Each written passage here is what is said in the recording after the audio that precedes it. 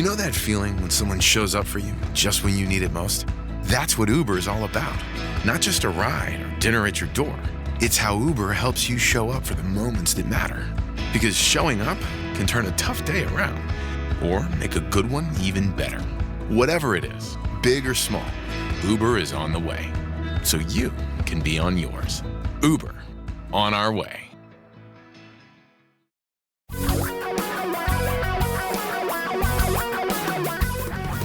Reality radio for a really great future. We're talking real money. I don't want to talk about it anymore, okay? Here's the deal. I'm tired of talking about stupidity. Yes, the stock market was stupid again today. And a half-point drop in interest rates? Boy, stupidity is contagious. Yeah, should I say contagious in this environment? Oh, my gosh. Oh, I will say this, though. I went to a doctor's appointment with my wife, who's just getting a follow-up appointment. And it's a new doctor we're looking at. When we went in, they said, "Are you the only one coming in today?" And she goes, "No, my husband's with me." And the woman behind the desk said, "Well, okay, both of you will have to sign one of these." And she goes, "What's that?" And they said, "It's for the coronavirus." We had to sign a statement saying we hadn't been in China. But we did tell them that I'd been in Seattle, which apparently almost as bad as being in China. So we're not going to talk about those things, though. We're just not going to talk about them because this is just crazy. And I don't want you paying attention to it. I don't want to draw any more attention to the stupidity that is us. I mean, it's us. I mean, for heaven's sake. Now, this I will talk about. Why would the coronavirus cause a shortage of water coming out of the taps in your home? I'm going to give you a minute to think about that. So why are you buying up bottled water? Let's assume for a second that we all catch it at one time or another. Everyone isn't going to have it at exactly the same time, but let's just assume it's the worst ever and we all catch it. So you got to stay home for a couple of weeks. The water is not likely to stop coming out of your tap. It's not like a group of 10,000 people are needed to turn the valves to turn on the water. It's pretty solitary individual kind of job, and somebody will definitely make sure that happens. And a lot of it is automated. I'm sure it's going to work out. So what is with us in panic? I honestly think we like it. I think we get a big kick out of panicking. I think it's fun. It's kind of like riding a roller coaster or visiting a haunted house or reading a scary book or going to a horror flick. We like being scared, which is great. Go to a horror flick. Read a gothic novel. But stop doing it with money, okay? And now we're just going to answer questions because we do have several questions to answer. And you can call us with your questions at 855-935-TALK, 855-935-8255, 24 hours a day, 7 days a week. Or you can type them in at talkingrealmoney.com on the contact form. And it's really easy. Also at talkingrealmoney.com, lots of other great stuff. Also visit realinvestingjournal.com, Real Investing Journal for written stuff. And let's see, let's do this question. Hi, Don and Tom. Hey, I just want to thank you guys for all you do. My question is, my son has a brokerage account at Schwab invested in mutual funds. It is a taxable account. He's a police officer in Ohio, and he wants to put that money in his deferred compensation program or 457B program. Is that he wants to use it for retirement? Is that okay to do? And the account is roughly $13,000. How should he move that over? Okay, I'll wait and listen for your answer. Again, thanks for all you do. Huh. So he wants to take money in a taxable account and at Schwab and move it into his 457 at work. This is not an easy question to answer because it really depends on the quality of the investments within the 457. I would be sorely tempted to take that $13,000 since it is not yet April. So if he did not make a contribution to an IRA or a Roth IRA for 2019, he can make a contribution for both 2019 and 2020 at the same time. So that is a max of $6,000 each year. So he can put $12,000. Actually, $13,000 if he's over 50, but it doesn't sound like he is. $12,000 into a Roth IRA. Now, I would imagine that given the fact that he is a public servant, he does not make big bucks today. And so, therefore, a tax deduction is not going to be particularly valuable. But if he saves the limit of his Roth every year, $6,000, and he starts now adding to his 457 at work from his payroll, he's going to have a fairly decent amount of change when he gets to retirement. Plus, he'll probably have some sort of I don't know what the pension situation is there, but some police departments still have them. And that means he may be in a slightly higher bracket when he retires than he is today, or comparable, and tax rates, who knows where they're going to be. I'd rather take the bird in the hand, which is tax-free growth today, than play the whole game down the road hoping your tax rate is lower. I love Roths. I just think they're really the best choice. If he has a wonderful 457 and he can't afford to do both the 457 and the Roth, then maybe do the 457. If there's any matching, great, do that.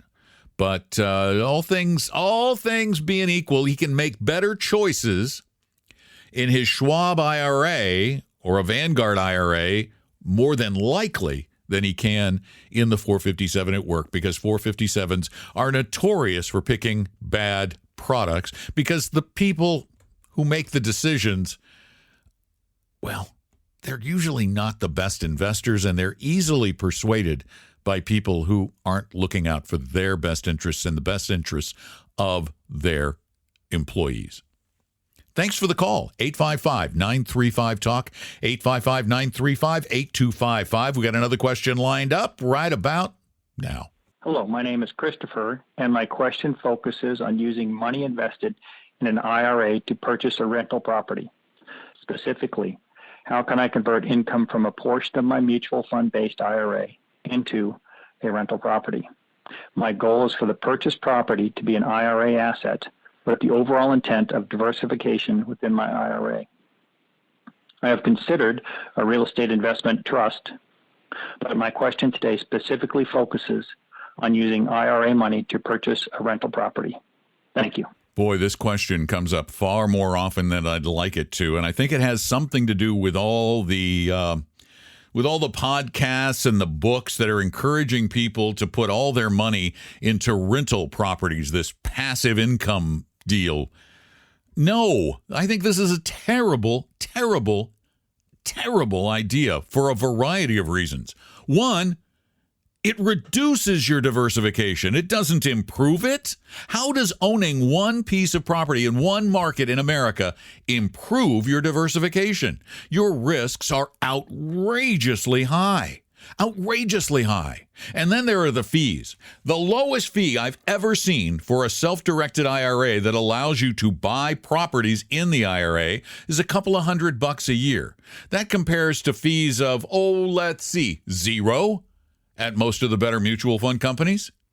So you're immediately sucking down a big chunk of your money to pay somebody a custodial fee for doing the paperwork. Now, you can go to Vanguard if you really want to diversify in real estate. Why not diversify in real estate all over the country? Everywhere. Because real estate investment trusts are not tax friendly. They distribute a lot of taxable money, which makes them great in an IRA. They're wonderful in an IRA. However, individual properties have tax advantages that are lost in an IRA. You give them up in an IRA. This is one of the worst ideas I've ever heard. And if you got it from some book or some podcast, don't read that author again and don't listen to that podcast again, because it is some of the worst advice I can possibly imagine for a retirement account. Actually, I just think buying individual properties, unless you're doing it as a business, not as an investment, but as a business. This is your business or your another business. It's a bad idea. Diversify, diversify, diversify. Keep costs low, keep costs low, keep costs low, to quote Nobel Prize winner William Sharpe. This is not diversification. Our number, anytime, is 855-935-TALK, 855-935-8255, or send your questions in to TalkingRealMoney.com. Use the contact form. Also, check out all the other podcasts at TalkingRealMoney.com. If you want to meet with one of our advisors at Vestory for free, one time, just to get some bigger question answered, all you have to do is go to TalkingRealMoney.com and set up an appointment. It's easy. The form's right there. And there's no sales pitch, no obligation, no cost. No, we will not manage your money for life. That would be stupid. We have to charge for that. That's how we make a living. But we will help everybody. That is our motto. We help everybody. Well, it's not our official motto, but it's one of our mottos. 855-935-TALK. Call 24 hours a day, 7 days a week. And let's fit one more call in before we go. Hey, Don, I have a quick question for you.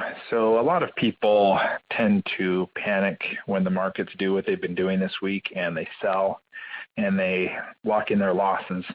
I have a bit of an opposite problem. I tend to want to buy when the market is like this. I like to fund my Roth IRAs and get money in there. And the problem is a lot of times I don't necessarily have that money set aside, and sometimes feel tempted to dip into my emergency fund to quickly fund my Roth while the market is going down. So I was just wondering if you have any advice or counsel surrounding kind of the opposite problem that most people have. Thank you. Thanks for all you guys do. Bye. Well, I like your philosophy. Yeah, when things look bleak, and I'm not talking about that today, when things look bleak, take advantage of the stupidity and buy. Yeah, smart move. Should you tap your emergency fund to do that? Well, maybe. Because you're going to make the contribution anyway. You're just going to make it now while things are down, although they could go down more. I don't know what the future holds. But if you want to do that and you have a plan for replacing your emergency funds, and you've got, that plan calls for funding the IRA or called for funding the IRA over the next few months, and it's not going to deplete your emergency fund, then yeah, why not? Do it now rather than do it later. The best time to invest is now. Well, actually, I used that proverb in one of the previous podcasts. The best time to invest, this is paraphrasing it, the best time to invest is 20 years ago. Or was 20 years ago. The second best time is now. And the second best time is now when it really goes down. The third best time is now anytime. So yeah. Short answer. If I was going to replace it over the next few months, I wouldn't hesitate. Again, our number, 855-935-TALK, 855-935-8255. Thank you for all your great questions.